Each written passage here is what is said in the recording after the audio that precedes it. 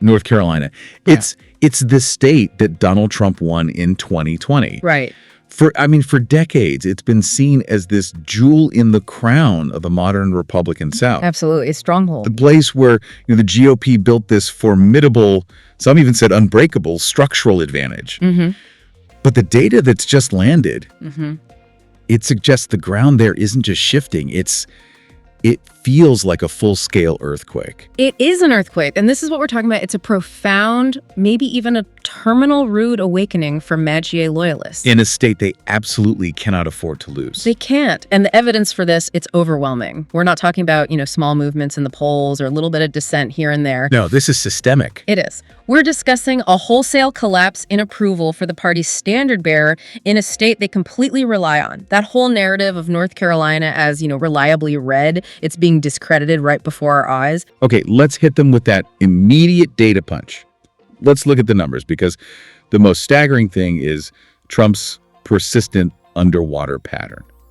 His disapproval is it's burying his approval. It is. It's consistently hovering above that critical 50% line. And when you say underwater, for a politician, especially a former president, that's not a good place to be. It's a terrible place to be. It means a majority of the electorate is actively telling pollsters they have a negative view of him. And we've seen this across multiple sources, which is key. It's not one rogue poll. Right. The Catawba YouGov survey had his disapproval at 52%. Okay. The C.J. Harper poll, which is widely cited, had it even a bit higher at 52.8%. Wow. And even the Elon poll just recently showed his disapproval climbing up to 50%. This isn't just statistical noise. No, it's a clear trend. A sustained majority rejection. Exactly. So what does that mean in practical terms for the party? Because 53% disapproval isn't just a bad headline for the 6 o'clock news. It's predictive. Yeah. It's an electoral disaster warning. It really is. Dr. Michael Bitzer, who directs the Center for North Carolina Politics at Catawba College, he connected this pattern directly to classic midterm dynamics. Even though we're looking ahead to 2026. Even then, historically, when a key party leader, especially a former president who still has so much influence, has a net negative approval over 50% in a swing state, The whole ticket suffers. the whole ticket suffers dramatically in the next election. Yeah. It drags down the entire brand. It tells you that whatever enthusiasm is there to turn out the base, it's just not enough to overcome the anxiety and the negative feelings from the middle ground. So let's unpack that 52.8% figure from the C.J. Harper poll. Because the real movement, the thing that decides elections in North Carolina, is with the independents. Yes. So who's driving this train of disapproval? It is the unaffiliated voter. Full stop. And that's a huge group in North Carolina. It's huge, and it's growing. You have this massive block of registered voters who don't identify as Democrat or Republican. And when you look at that poll data, a clear majority, 55% of North Carolina independents, disapprove of the former president. 55%. 55. This is the group you have to win. They don't have that built-in partisan loyalty that locks in the base vote on either side. So they're more susceptible to what's actually happening on the ground. Exactly. They are highly susceptible to real-world factors, things like economic pain, policy failures, the stuff that actually affects their daily lives. And when you lose independence by that kind of margin, it's not just about the top of the ticket. It has to filter down. It filters all the way down. This kind of decisive break among unaffiliated voters, it just amplifies the general anxiety the whole electorate is feeling. They're not just disapproving of one person. No, they're pessimistic about everything, the entire direction of the country. The mood of the electorate is dark. It is really dark. And that kind of unease is the perfect environment for major political shifts. That same C.J. Harper poll found 55% of North Carolinians believe the U.S. is on the wrong track. More than half the state. And that's not an outlier. The Catawba YouGov survey found exactly half of all their respondents, 50%, felt explicitly pessimistic about the nation's future. That is a massive chunk of voters who feel like things are fundamentally broken. What's interesting, though, is that this pessimism, it doesn't seem to be aimed at just one party. It feels like they're punishing the entire system. That's a really crucial distinction to make. Voters are just, they're disgusted with Washington in general. A plague on both your houses. Pretty much. We see 53% of North Carolinians disapproving of congressional Republicans. But look, congressional Democrats aren't doing much better. They're only clocking in at 38% approval. So nobody's happy with anyone. Nobody is happy. The big takeaway is that independents, the very ones driving the disapproval of Trump, they seem to dislike both parties in Congress. Republicans are a little more underwater, but both are in trouble. They feel abandoned. They feel abandoned by a political class that's prioritizing these big structural fights over, solving actual problems. And this generalized disgust, this brings us to a metric that really signals this earthquake we're talking about, the generic ballot flip for the state legislature. North Carolina, for so long, has been defined by the GOP's near-permanent stranglehold on the General Assembly. The stranglehold is the right word. And that generic ballot, which usually tracks national sentiment, almost always favors Republicans there. Yeah. But the latest Carolina Journal poll, it shows a sudden, dramatic, and pretty decisive flip. This is the number that should genuinely terrify the Republican leadership. The poll shows Democrats now leading 47.3% to 43.2%. That's a 4-point lead. It's a 4.1 advantage. For North Carolina's state legislative generic ballot, that is monumental. It's huge. This is a state where elections are won and lost on razor-thin margins, where they tilt distinctly red. A 4-point lead for the minority party. That signals a really significant underlying shift in how voters are feeling and who is motivated to turn out. So tell us what that means, immediately. For the GOP's power structure in Raleigh, what's the immediate implication? The implication is immediate and it's profound. Their supermajority status in the state legislature is now actively at risk. And with that goes the veto-proof majority. Exactly. If this margin holds, or even if it narrows a little, they lose the ability to override a Democratic governor's veto on major legislation without getting some Democratic votes. Which changes everything. It changes the entire game. The General Assembly of North Carolina controls voting laws, budget decisions, major tax policies, social legislation, everything. Losing that supermajority forces the GOP to either compromise, which, let's be honest, they are institutionally resistant to doing, or they face having their entire legislative agenda just stopped cold by the governor. This one poll flips the whole political calculus for the next legislative session. And this all comes down to a small but incredibly powerful group of voters. We're talking about almost 1 million swing voters who are suddenly activated and on the move. You have to focus on the scale of this group. It's pivotal. North Carolina's presidential race in 2020, Trump won by only about 74,000 votes. A tiny margin. A tiny margin. Now we're tracking nearly 1 million swing voters, 925,000 to be precise. That's about 18% of the entire registered electorate. Wow. Their alignment will decide the fate of every candidate from the state house all the way up to the U.S. Senate. And here's the kicker. 75% of them are independents. This is the pool where that 4.1 generic ballot shift is coming from. So what do these nearly 1 million voters actually care about? What is it that moves their ballot? Their priorities are a direct rebuke to the current political climate. The data shows these swing voters prioritize 3 things significantly higher than the average voter in North Carolina. What are they? Bipartisanship, government spending, and education policies. Bipartisanship. Yes. So when you have a party, the GOP, that has been engaging in these highly partisan structural manipulations and pushing extreme policies, which we'll get to in a minute, they are actively pushing away the very voters they need. They're fundamentally alienating the very voters who could give them a durable majority. The swing voter wants competence and consensus. What they're getting is confrontation and chaos. And that word, confrontation, leads us right to the next point. The hyper-partisan strategy that's become synonymous with the current Republican power structure. I'm talking about gerrymandering. This isn't just some abstract political fight anymore. The sources detail these explicit attempts by GOP leaders to manipulate the district maps, and they're connecting it directly to their national strategy. It's an open mission statement at this point. It's a public acknowledgement that they believe structural power is more important than democracy. Republican leaders have openly stated they were acting on instructions from the former president and his allies to redraw maps for one specific purpose. To maintain control of the U.S. House. To maintain control of the U.S. House into 2026 and beyond. The whole rationale is based on this flawed idea, this mandate myth, the idea that because Trump won the state by a narrow margin, they have a mandate to maximize their partisan advantage, regardless of how the voters are actually distributed. So explain for the listener, what is the sheer consequence of this power grab?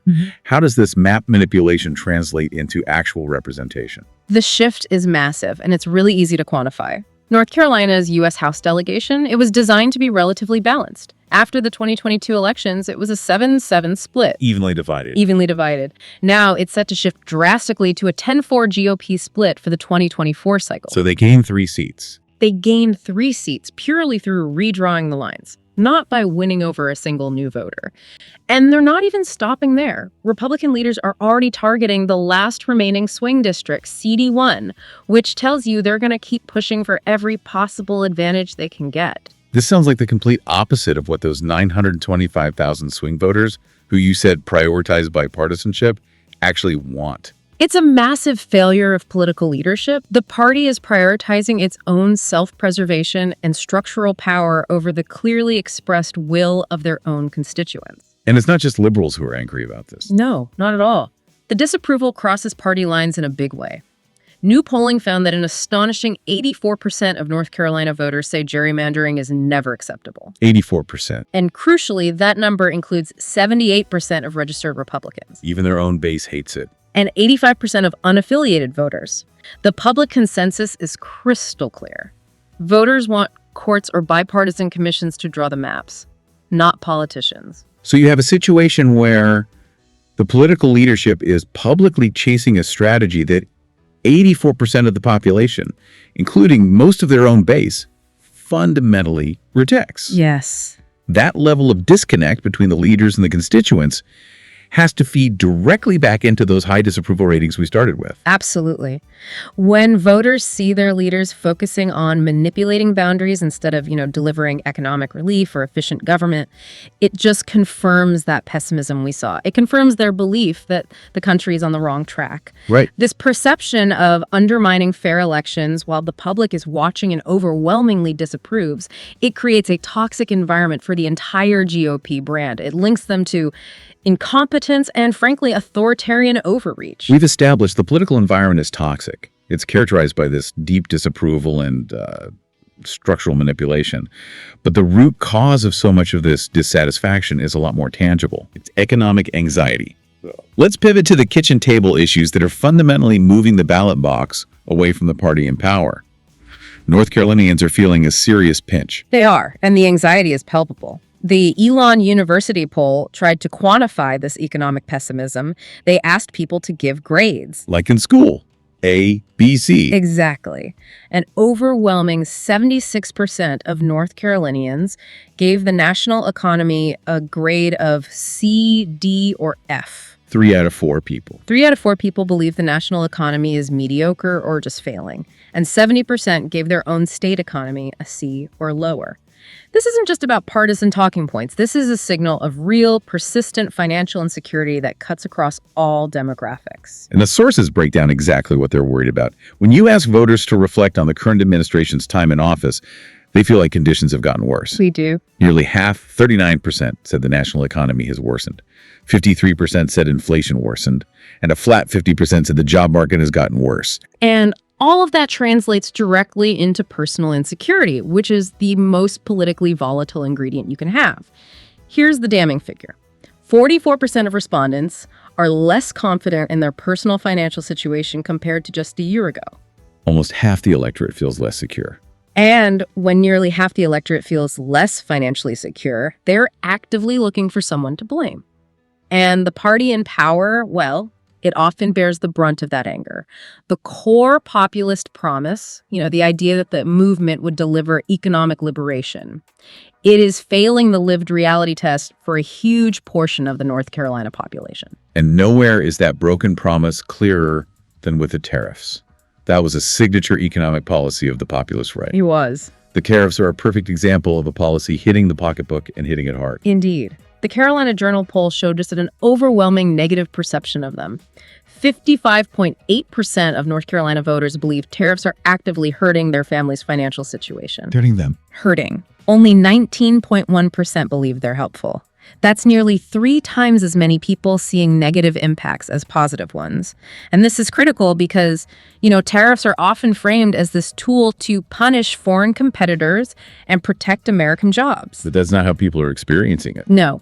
The reality is they function as a hidden tax on consumers and on businesses that have to rely on imported goods or materials. Let's quantify the real-world cost here, because the $1,700 figure is jarring. It's highly meaningful, especially for working families in North Carolina. The estimates show tariffs are increasing median household costs in the state by about $1,700 a year. Annually. For a household that's already struggling with high gas prices and elevated grocery costs, which is what's driving all that anxiety we just talked about, an unearned mandatory cost of $1,700 is significant. That's a huge deal. That could be months of car payments. It could be a year of utility bills for some families. It could be the difference between making rent and falling behind. It directly undermines the financial confidence of the very voters who are told these policies would make them rich. And we have the heartbreaking, real-world casualty of this policy in the sources. The story of Wilson Jones. Yes. A fifth-generation lumber business owner in North Carolina. The story of Wilson Jones it's the profound irony of the populist movement in a microcosm. He was a loyal Trump voter. He voted for him. But his family business, a multi-generational established American enterprise, was forced to shut down, directly because of the cost and complexity of the tariffs on lumber imports and exports. Imagine that, building a legacy for 5 generations. Only to have a policy that's supposed to protect American industry be the very thing that kills it. It's devastating. And his quote, it was spoken with so much sarcasm, it's brutal. Yeah. He spoke of feeling liberated from our business. That phrase just drips with the sense of betrayal. A core supporter whose loyalty was repaid with financial ruin. This is the populist economic agenda, turning on its own most loyal base. It fundamentally violates the social contract of the entire movement. It does. And this failure to protect and uplift the working class, it brings us to the deeper and frankly scarier policy framework the party is now associated with. Project 2025. The policies of Project 2025, which should absolutely terrify the very working class voters whose businesses are already being shuttered by tariffs. Project 2025 is being presented as the policy blueprint for the next administration. And the points outlined in it, they seem almost explicitly designed to hurt the MAGA base, particularly non-college graduates and people who rely on the social safety net. Let's get into the specifics because they are generating so much concern. Please. The manifesto, which was compiled by the Heritage Foundation, it outlines a systematic dismantling of the social safety net that working class Americans depend on. We are talking about concrete and some would say cruel policy points. This includes massive budget cuts for Social Security, Medicare, and Medicaid.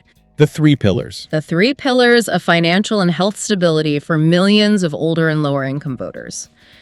Beyond that, it proposes eliminating food stamps, the SNAP benefits for anyone who isn't working or actively looking for a job. And housing. It would make affordable housing and healthcare fundamentally harder to obtain through all sorts of regulatory rollbacks. And the cruel irony here is the demographic breakdown. Who uses these services the most? Lower income, less educated Americans.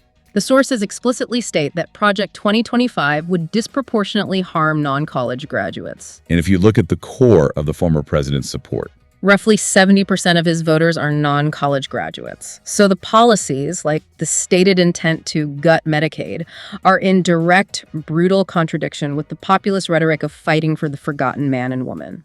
It's an elite policy agenda dressed up in populist language. That's a perfect way to put it. But the former president, he has publicly distanced himself from the plan. He said it's not his official platform.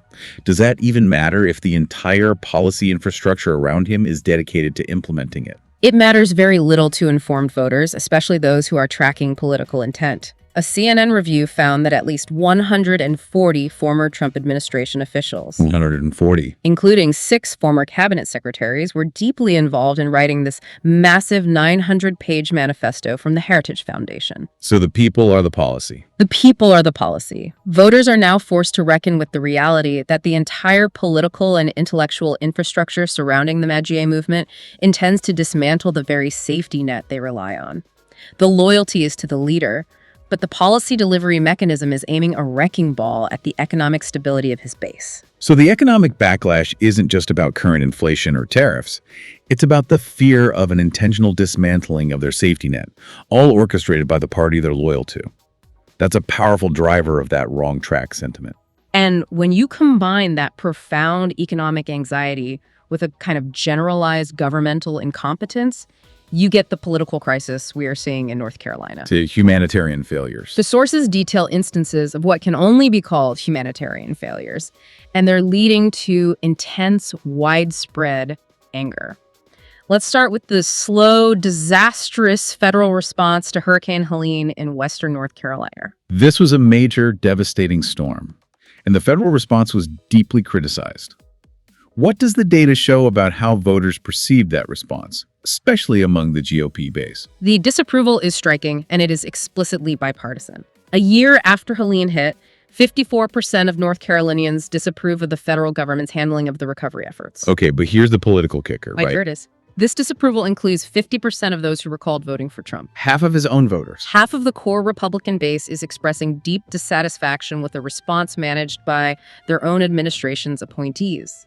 This is a profound failure of basic governmental service. And the key figure here, someone who's going to become very important later in our discussion, is Michael Whatley. He was Trump's appointed FEMA recovery czar for Western North Carolina. What was the specific criticism of his performance? Whatley's role was just marred by what local officials described as a trickle of money and a near total lack of visible, proactive outreach to these devastated communities. So he was absent. The delayed and denied aid, this slow rolling of necessary funds, was framed by locals as cruel and unusual treatment. You had local residents and officials, many of whom were Republicans, demanding Whatley's resignation. Why? They were frustrated that their small counties couldn't even get reimbursed for the initial debris cleanup they did just to keep the roads open. You campaign on fixing the system and delivering for the people, and then you deliver nothing but neglect and bureaucratic frustration to people who have lost everything. That is a clear failure of competence.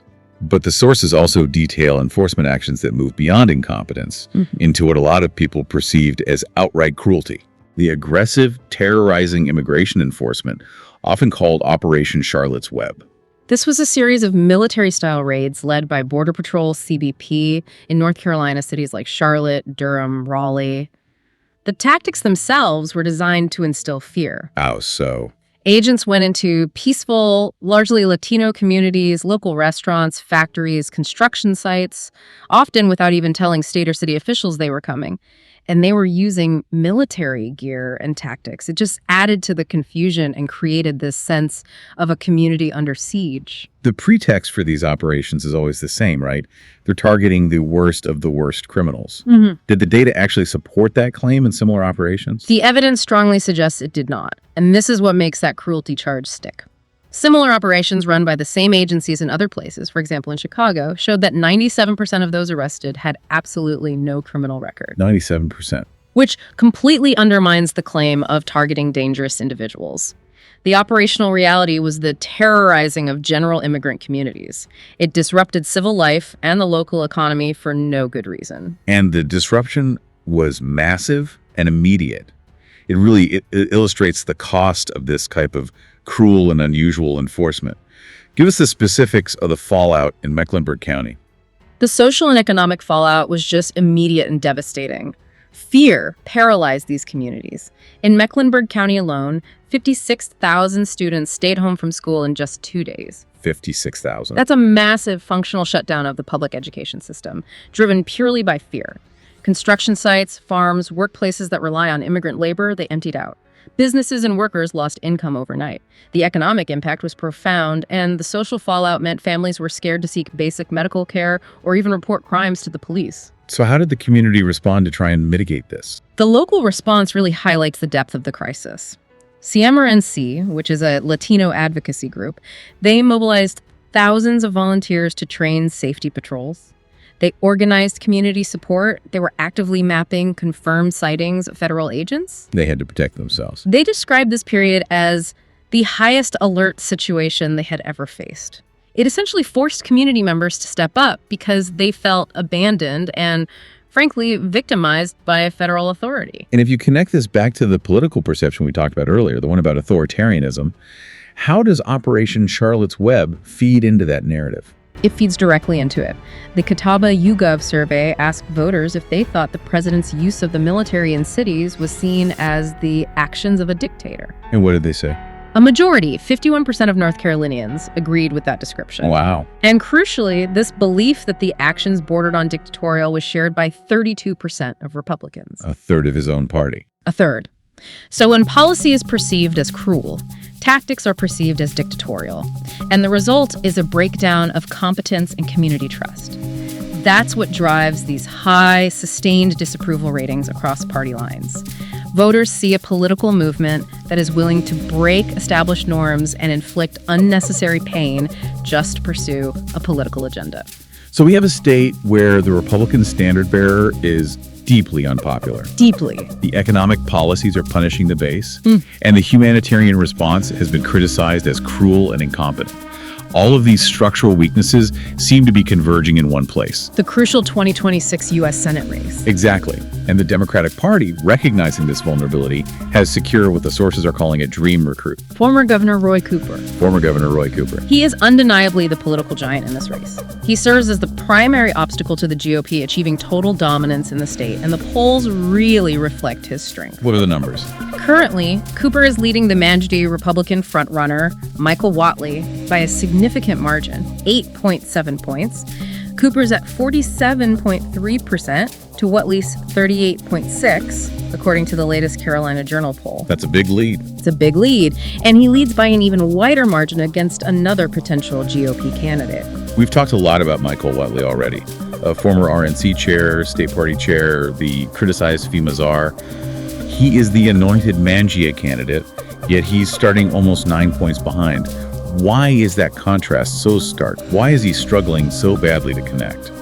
The fundamental problem for Whatley is a massive name recognition deficit, which I think speaks to a broader failure to translate national party loyalty into local political resonance. So people just don't know who he is. A lot of people don't. Cooper is enormously well known because of his long tenure in the state. Yeah. 75% of North Carolinians have heard a great deal or at least something about him. That comes from his years as Attorney General and 2 terms as governor. And Whatley? Whatley, despite his high-profile Republican roles, has a huge visibility problem. The Elon poll found that 48% of voters have heard nothing at all about him. Almost half the state. Almost half. And nearly 3/4 have heard only a little or nothing. I have to challenge that a little bit. Isn't being the RNC chair a massive advantage in fundraising and organization? How can he have such low name recognition despite that national profile? Are we maybe underestimating the GOP's ability to define him later on when the money really starts to flow? That's a fair challenge. His RNC role absolutely guarantees he will have massive financial support. This race is projected to be one of the most expensive in history. Right. However, being RNC chair defines a candidate by Washington and by party mechanisms, not by constituent service or local achievement. What the current data suggests is that the independents and swing voters we identified, the ones who care about competence and bipartisanship, They've only heard the bad stuff. they've only heard the negative stories about him. His criticized performance as the hurricane czar and his extreme policy positions. The money can try to define him, but it's going to have to overcome these known policy vulnerabilities first. Speaking of those vulnerabilities, let's nail down the 2 key areas where Whatley has explicitly tied himself to unpopular policy. First, we go right back to the economic cell phone. His unwavering, explicit support for the tariffs. He's all in on them. He wholeheartedly supports the tariffs and has wrongly insisted that these policies have made the people of North Carolina rich. That just flies in the face of the data showing $1,700 in household cost increases and the real-world collapse of businesses like Wilson Jones's lumber company. It makes him sound completely disconnected. Completely disconnected from the economic reality of the average person in the state. And second, His failure in that critical role of hurricane czar. the Helene response. Exactly. His widely criticized performance in the Helene recovery demonstrates a lack of basic competence and empathy during a major crisis. For those swing voters who are looking for a pragmatic, capable leader, Whatley presents as an organizational loyalist who failed the core test of public service during a humanitarian disaster. And Cooper, in contrast, is running on a template of pragmatic leadership that focuses on actual delivery. That's the whole campaign. So let's look at Cooper's governing template, the policy contrast. Right. He managed to lead a deeply polarized state. He balanced budgets and got major things done despite having a Republican legislature. Cooper's entire tenure is defined by consensus building, which is a direct appeal to those 925,000 swing voters who prioritize bipartisanship. His experience as Attorney General from 2000 to 2016 and then 2 terms as governor gives him this massive depth of experience. But his key achievement, the one that contrasts most sharply with the MAA and Project 2025 agenda, has to be Medicaid expansion. It was a monumental achievement, politically and practically. Tell us how significant that was. It required him to build consensus with a hostile Republican legislature over many, many years. It proves his ability to work across the aisle to deliver tangible benefits. The expansion provided health insurance to 675,000 North Carolinians. Wow. Securing health care for working families, for rural citizens, for veterans. This is practical, tangible help. And it positions him perfectly against Project 2025's policy goal of gutting Medicaid.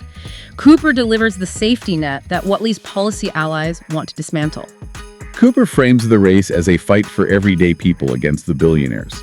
He contrasts himself sharply with Whatley, who he describes as the big oil lobbyist and a Washington insider anointed by this president. That sets up a very clear choice for voters. It sets up a contrast between practical experience and pure loyalty. Cooper is running on a record of delivering healthcare and balanced budgets. Whatley is running on loyalty to a party and a leader whose policies are causing economic harm and structural resentment. It's a clear message. Cooper understands the high stakes. He says, Washington is broken. We need people who will go to Washington with practical experience who can break this majority and try to make this Washington work for everyday people instead of the billionaires that's been going on now for too long. And this intentional shift toward competence and consensus is so crucial, especially because Democrats have only won 2 U.S. Senate races in North Carolina in the last 40 years. Right. This requires more than just enthusiasm. It requires a disciplined appeal to the center. It requires appealing to the exact 925,000 voters who are just tired of partisan warfare. And while Whatley performs a little better with the hard Republican base than his primary opponents, which shows that Makey loyalty is still a powerful primary force. The primaries are different. Exactly. Cooper's strategy is designed to pull those moderate and independent voters by focusing relentlessly on those kitchen table issues: healthcare, tariffs, government efficiency, where the MAGA policies have been shown to fail so spectacularly. The policy reality is completely undermining the populist rhetoric. So the sources we've looked at, they paint this comprehensive picture of a political environment in North Carolina that is just, well, it's rapidly disintegrating beneath the Republican establishment. It really is. This rude awakening is driven by a potent mix of factors. First, you have the economic pain. The tariffs, inflation, and the very real threat of Project 2025 gutting the safety net. Second, the humanitarian failures. The slow rolling of Hurricane Helene aid and those terrorizing military-style immigration raids that paralyzed entire communities. And third, the growing perception of authoritarian overreach, fueled by that open hostility toward fair elections through gerrymandering. And all of these elements, they fatally undermine the core populist promise. They have. The MAGA movement sold protectionism and anti-establishment anger, but it delivered policies, tariffs that close fifth-generation small businesses, and massive proposed cuts to healthcare and social programs that disproportionately harm the very working-class, non-college educated voters who form their most loyal base. They demanded loyalty. But they offered cruelty and incompetence in return. The structural dynamic here is just fascinating. When North Carolina Republicans were polled, over half, 54%, said they supported Donald Trump over the Republican Party itself. That is a cult of personality replacing institutional loyalty. Yes. And that 54% number is the core tension defining the modern American right. Given the massive public rejection of gerrymandering, the clear economic harm caused by tariffs, and the threat Project 2025 poses to the working class majority who rely on that safety net, it leaves you with a question. Which is? How long can populist loyalty withstand economic reality and political policies widely considered cruel and unusual by a majority of the electorate? What happens to the Republican Party's future in the South if its economic policy continues to consistently punish its own base, forcing those loyal voters to choose between their identity and their survival? That is the question North Carolina is currently forcing the entire nation to confront.